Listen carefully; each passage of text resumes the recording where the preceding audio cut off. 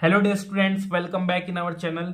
आज हम बात करेंगे अपने एग्जाम टारगेट सीरीज का 5th सेमेस्टर का सब्जेक्ट इंडस्ट्रियल फार्मेसी। उसमें हम पढ़ेंगे आज का important topic pre formulation studies. तो प्री फॉर्मुलेशन स्टडीज क्या होता है? कोई भी ड्रग बनाने से पहले उसको स्टडी करने को बोलते हैं प्री फॉर्मुलेशन स्टडी। लिखा है यहाँ, study before formulating any product. कोई भी प्रोडक्ट को बनाने से पहले उसकी पूरी प्रॉपर्टी को स्टडी कर लेना, कुछ नया आइडिया बनाना। जैसे हमने मान के सोचा कि हम इसको टैबलेट फॉर्म में बनाएंगे या कुछ ड्रग बनाएंगे, चाहे उसको लिक्विड में फॉर्म में बनाए चाहे पेरेंटल बनाए, तो एक आइडिया पे वर्क करना, फिर उसको एक नया प्रोडक्ट बनाना, उसको बोलते हैं प्री फॉर्मुलेशन स्टडीज। तो इसकी क्या क्या ऑब्जेक्टिव होती है? ऑब्जेक्टिव को हम गोल भी बोलते हैं। To determine kinetics and stability. Kinetics पता करने में, ड्रग का स्टेबिलिटी पता करने में ये प्री फॉर्मुलेशन स्टडीज काम आता है। दूसरा, टू स्टेब्लिश इस कंपेटिबिलिटी विद कॉमन एक्सिपिएंट्स। जो भी हम कॉमन एक्सिपिएंट, जनरली जो भी एक्सिपिएंट्स यूज हो रहे हैं उसके साथ उसकी कंपेटिबिलिटी क्या है उसको पता करने में यूज करते हैं। To understand the nature of solid. Solid का नेचर पता करने में काम आता है कि सॉलिड क्रिस्टलाइन है कि एमॉर्फस है। फिर to understand the nature of chemicals. Chemicals का नेचर पता करने में काम आता है preformulation studies. To study bioavailability. Bioavailability का पता करने में काम आता है। टॉक्सिसिटी पता करने में काम आता है। अब बात करते हैं, एग्जाम का आपका अगला टॉपिक है इसी में ही, एप्लीकेशन ऑफ प्री फॉर्मुलेशन। ये एग्जाम में आता है, अगर नहीं भी आया, सिर्फ प्री फॉर्मुलेशन स्टडीज आया तो आप ही जरूर मेंशन करना अपने शीट में। तो ये आता है सॉलिड डोजेस फॉर्म डेवलपमेंट। ये सॉलिड डोजेस फॉर्म डेवलपमेंट करने में कैसे हेल्प करता है? प्री फॉर्मुलेशन का क्या फंक्शन है, क्या एप्लीकेशन है? एप्लीकेशन का मतलब होता है वो जो हम स्टडी किया उसको कहां कहां हम अप्लाई कर सकते हैं। तो देखिए, it helps in selection of formulation components. ये फॉर्मूले जो भी कंपोनेंट यूज कर रहे हैं फॉर्मूला बनाने में कोई भी ड्रग का, जैसे कि एपीआई हो गया, ड्रग प्रोडक्ट हो गया, उस सबको सिलेक्शन में हेल्प करता है। डाइस सोल्यूशन रेट को स्टडी करने में ये हेल्प करता है preformulation studies. Particle size को स्टडी में हेल्प करता है प्री फॉर्मुलेशन स्टडीज, क्योंकि जब भी हम कोई ड्रग बना रहे हैं तो हम पार्टिकल साइज को भी स्टडी करेंगे, उसकी फ्लो प्रॉपर्टी को स्टडी करेंगे, क्योंकि जितना सारे कंपोनेंट को जब तक हम स्टडी नहीं कर लेंगे तो हम एक डोजेस फॉर्म कैसे बनाएंगे। फिर आता है हमारा liquid dosage form. Liquid dosage form development में क्या है? इसकी स्टेबिलिटी कितनी है, उसकी एक्सिपिएंट प्रॉपर्टीज कैसा है, ये सबको स्टडी किया जाता है। तीसरा है, इसका एप्लीकेशन है प्री फॉर्मुलेशन का, it reduce the errors in formulation of doses form. Doses form बनाने में जो भी गलतियां होती है उसको मिनिमाइज किया जा सकता है, कम किया जा सकता है। कैसे? अगर हम पहले ही सारे पार्टिकल्स की स्टडी कर लेंगे तो जो भी हम प्रोडक्ट बना रहे हैं उसमें कोई भी गलतियां नहीं होगी। फिर अगला है, it determines the penetrating power of the drug. Drug का टिश्यू में कितना आसानी से पेनिट्रेट करता है वो स्टडी किया जा सकता है। फिर आता है आपका अगला, physico chemical properties of drug. Physico for physical, chemical chemical property. तो हम अब फिजिकल प्रॉपर्टी और केमिकल प्रॉपर्टी ड्रग का पढ़ेंगे। तो सबसे पहले हम बात करते हैं फिजिकल प्रॉपर्टी। फिजिकल प्रॉपर्टी में हम बात करेंगे फिजिकल फॉर्म की। ड्रग दो फॉर्म में होता है, सॉलिड क्रिस्टल फॉर्म और एमॉर्फस फॉर्म। क्रिस्टल फॉर्म क्या होता है? जो भी सॉलिड है उसके अंदर का जो भी देखिए कॉन्स्टिट्यूएंट है, जो भी कॉन्स्टिट्यूएंट है वो एक अरेंजमेंट में रहता है। देखिए ये डायग्राम आपको दिख रहा होगा, ये सॉलिड है, सॉलिड में ये कंपोनेंट्स है सारे सॉलिड के, ये एक ही लाइन में लगा हुआ है, रैंडम नहीं है, कोई भी पार्टिकल कहीं भी नहीं लगा हुआ है। तो क्रिस्टल फॉर्म क्या होता है? कोई भी सॉलिड जिसके कॉन्स्टिट्यूएंट्स एक रेगुलर ऑर्डर में अरेंज हो, जैसे देखिए 1 2 3 1 2 3 1 2 3, और उसको कहते हैं crystalline form. Crystalline structure of a drug effect bulk physico chemical property of molecule. जो भी ड्रग का जो क्या बोलते हैं आपका स्ट्रक्चर है, क्रिस्टलाइन स्ट्रक्चर है, ड्रग की काफी सारी प्रॉपर्टी को इफेक्ट करता है। जैसे crystalline structure is the description of crystal appearance. Crystal appearance को ही हम क्या बोलते हैं? Crystalline structure. फिर आते हैं हम, अ क्रिस्टल और crystalline solid is a solid material whose constituents are arrange in a proper order. मैंने अभी बताया कि क्रिस्टलाइन सॉलिड वो होता है जिसके कॉन्स्टिट्यूएंट एक प्रॉपर ऑर्डर में अरेंज होते हैं। There is a condition in crystalline state that is polymorphism. Crystalline state में एक कंडीशन होता है जिसको कहते हैं पॉलीमॉर्फिज्म। इसमें जो सॉलिड होता है वो वन या वन मोर, एक या एक से ज्यादा क्रिस्टलाइन फॉर्म में एग्जिट होता है, इसीलिए उसको क्या कहते हैं, पॉलीमॉर्फिज्म। अब देखते हैं पॉलीमॉर्फिज्म अपने ड्रग लेवल पे यानी फार्मेसी पे कैसे काम आता है। जैसे कि paracetamol very poor compression properties. जो पैरासिटामोल की ना कंप्रेशन प्रॉपर्टीज बहुत पुअर होता है, मतलब टैबलेट बनाएंगे तो कंप्रेस करके ही बनाएंगे।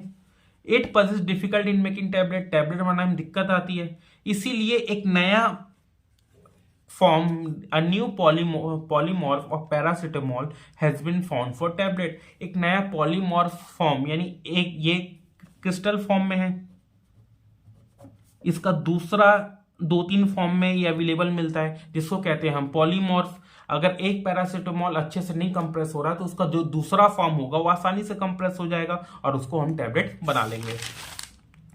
फिर आते दूसरा एक ड्रग भी आता है जिसको कहते हैं हम cortisone acetate. Is found at least 5 separate polymorphs. Cortisone acetate 5 polymorphs में हमको मिलता है, जिसमें से 4 सॉल्यूबल इन वाटर रहता है और उसको स्टेबल शेप में हम ला सकते हैं। दूसरा है अपना सॉलिड है फॉर्म एमॉर्फस सॉलिड।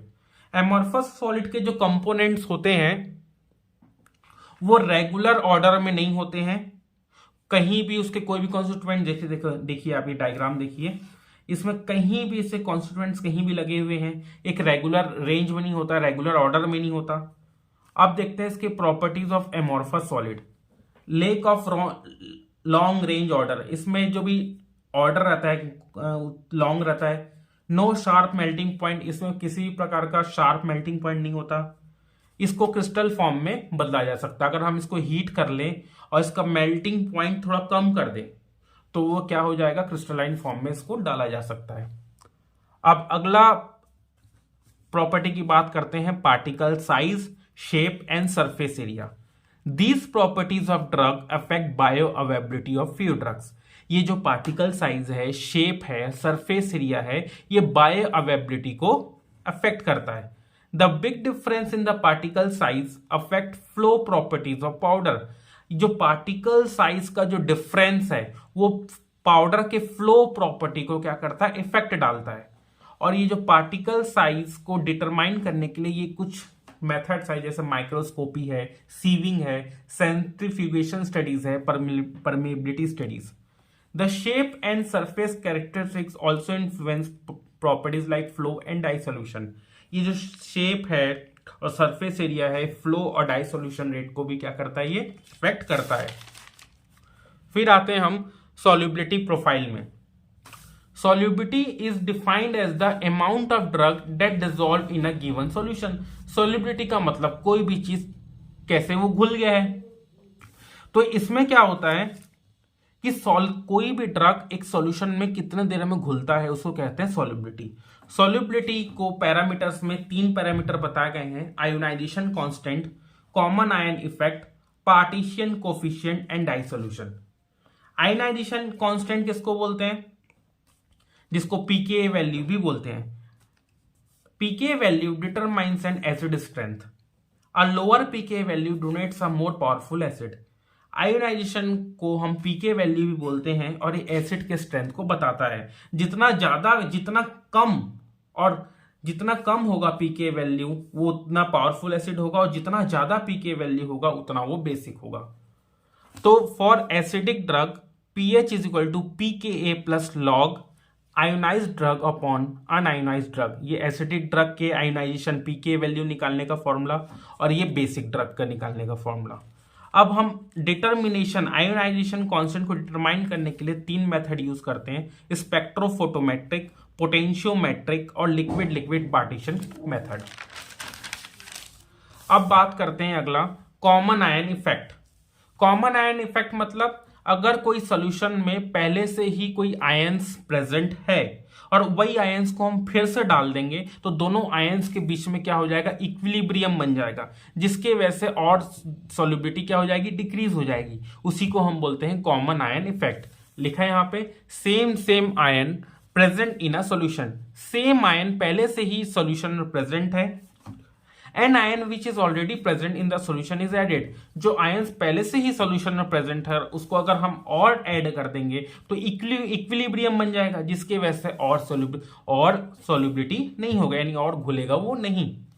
फिर आता है पार्टीशन कोफिशिएंट। पार्टीशन का मतलब होता है डिवाइड, मतलब ये आपका सॉल्यूशन है, एक साइड है ऑर्गेनिक फेज, एक साइड है एक्वस फेज। एक्वस फेज मतलब वाटर और इधर ऑर्गेनिक फेज, तो दोनों तो आपस में घुल नहीं सकते, इसीलिए दोनों के बीच में एक पार्टीशन बन जाएगा, उसको हम बोलते हैं पार्टीशन। और इसी को डिटरमाइन करने के लिए हम क्या बोलते हैं, पार्टीशन कोफिशिएंट। और इसी पार्टीशन कोफिशिएंट को हम डिस्ट्रीब्यूशन कोफिशिएंट भी बोलते हैं। और इसको फॉर्मूला क्या है, ionised drug eight unionised drug eight organic phase and unionised drug eight aqueous phase. जो ड्रग आयोनाइज नहीं हुआ है उसका रेशियो डिवाइड बाय जो ड्रग आयोनाइज नहीं हुआ एक्वस फेज में उसका रेशियो, उसको हम बोलते हैं partition coefficient. It is useful in selection of solvent, solvent को सिलेक्ट करने का काम करता है। It is useful in stability prediction, stability जो भी ड्रग का स्टेबिलिटी है उसको प्रिडिक्ट करने का काम करता है। फिर अगला है pH solubility profile. By altering और मॉडिफाइंग द पीएच, पीएच को चेंज करके या मॉडिफाई करके सॉल्युबिलिटी ऑफ द एसिडिक और basic drug will show a difference in solubility. अगर हम पीएच को चेंज कर देते हैं थोड़ा बहुत तो हो सकता है कि एसिडिक और बेसिक ड्रग की सॉल्युबिलिटी प्रॉपर्टी में कुछ चेंजेस आ जाए। Solubility can be enhanced bye selecting acidic और बेसिक एक्सिपिएंट्स, ये एसिडिक या बेसिक एक्सिपिएंट्स का यूज करके हम सॉल्युबिलिटी को चेंज कर सकते हैं। फिर आता है डाई सोल्यूशन। डाई सोल्यूशन का मतलब क्या होता है, ड्रग का बॉडी में जाके घुलना, ठीक है। तो ये इफेक्ट करता है ड्रग का असर चालू करने में।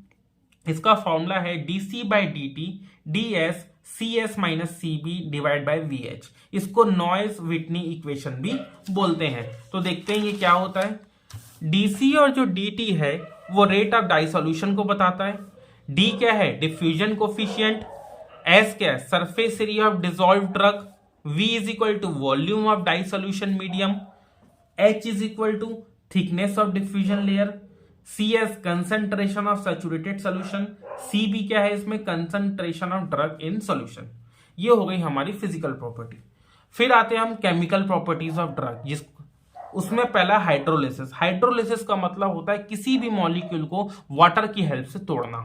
लिखा है यहां पर, breaking of molecule due to reaction with water is called hydrolysis. Drugs containing esters, जो भी ड्रग के पास एस्टर्स है, एमाइड्स है और लैक्टम है, वो हाइड्रोलिसिस होता है उनमें। अब देखते हैं हाइड्रोलिसिस ऑफ एस्टर। एस्टर किससे बनता है, कार्बोक्सिलिक एसिड और अल्कोहल को मिक्स करोगे तो क्या बनेंगे, एस्टर्स। तो ये एक एस्टर है। जब ये एस्टर में वाटर ऐड करेंगे तो क्या होगा, यहां से ब्रेक डाउन होगा, यहां से मॉलिक्यूल को तोड़ेगा, तो इसका एक वाटर का 2 H है, वो एक H यहां जुड़ जाएगा और बाकी के H OH यहां जुड़ जाएंगे। देखिए प्लस एक H यहां और यहां OH यहां, तो क्या बन गए, एसिटिक एसिड और प्रोपेनॉल। फिर देखते हैं हाइड्रोलिसिस ऑफ एमाइड्स। तो हाइड्रोलिसिस ऑफ एमाइड्स में क्या है, amides on hydrolysis converts to parent compound. Amides में जैसे ही वाटर का एक्शन होता है वो अपने पेरेंट कंपाउंड में वापस बदल जाता है, जैसे जो कि कार्बोक्सिलिक एसिड है और एमाइन। यानी कार्बोक्सिलिक एसिड और एमाइन को जब रिएक्ट कराओगे तो क्या बनता है, एमाइड। और उसी एमाइड को अगर वाटर के साथ वापस रिएक्शन करा दोगे तो ये वापस अलग अलग हो जाते हैं, कार्बोक्सिलिक एसिड और एमीन। जैसे कि drug which undergo amide hydrolysis are dibucaine, ergometrine, barbiturate. ये सब एमाइड्स है जो कि हाइड्रोलिसिस इनमें होता है। Hydrolysis can be prevented by use of buffers. Buffer का यूज करेंगे तो हाइड्रोलिसिस प्रिवेंट किया जा सकता है। वाटर से एक्सपोजर कम करना पड़ेगा। जो भी बीटा लैक्टम वाले जो एंटीबायोटिक्स है जैसे कि पेनिसिलिन है, उनको ड्राई पाउडर में बदल देना होगा। तीसरा, उनका केमिकल स्ट्रक्चर को मॉडिफिकेशन करना होगा। तो ये रहा अपना हाइड्रोलिसिस का प्रिवेंशन का तरीका। अब बात करते हैं ऑक्सीडेशन और रिडक्शन के बारे में। ऑक्सीडेशन क्या होता है, लॉस ऑफ इलेक्ट्रॉन। रिडक्शन क्या होता है, गेन ऑफ इलेक्ट्रॉन्स। दोनों को कंबाइनली हम क्या बोलते हैं, रिडॉक्स रिएक्शन बोलते हैं। फार्मास्यूटिकल डोजेस फॉर्म में ऑक्सीडेशन क्यों होता है? क्योंकि एटमॉस्फेरिक ऑक्सीजन के साथ संपर्क में आने से क्या हो जाता है? ऑक्सीडेशन होता है। अब देखते हैं स्टेप्स ऑफ ऑक्सीडेशन। पहला है इनिशिएशन स्टेप्स।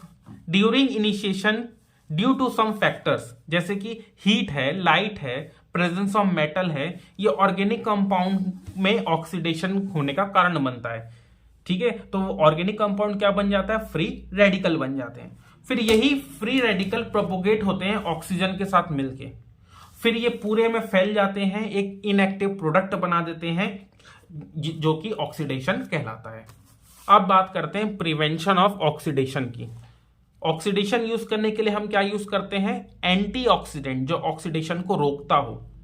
फिर the oxygen in pharmaceutical container should be replace with nitrogen और कार्बन। तो हमने कई बार देखा होगा, जो हमने चिप्स वगैरह के पैकेट्स उसमें रखते हैं, उसके अंदर ऑक्सीजन गैस नहीं होता, उसमें नाइट्रोजन होता है। वो इसलिए नाइट्रोजन रखते हैं ताकि अगर ऑक्सीजन को यूज करेंगे तो वो ऑक्सीडेशन करा देगा, फिर आपका चिप्स खाने लायक नहीं बचेगा।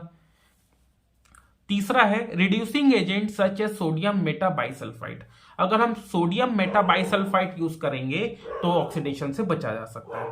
फिर आता है रेसिमाइजेशन। रेसिमाइजेशन क्या होता है? ये रेसिमिक मिक्सचर बनाने का काम करता है। ये क्या करता है? It is a conversion of optically active compound in an optically inactive compound. एक ऑप्टिकली एक्टिव कंपाउंड को इनएक्टिव कर देता है, उसको हम बोलते हैं रेसिमाइजेशन। तो आज की वीडियो में हमने यूनिट 1 इंडस्ट्रियल फार्मेसी का इंपॉर्टेंट टॉपिक जो आप एग्जाम में 100% ये आता है, उसको हमने कवर किया। Thank you.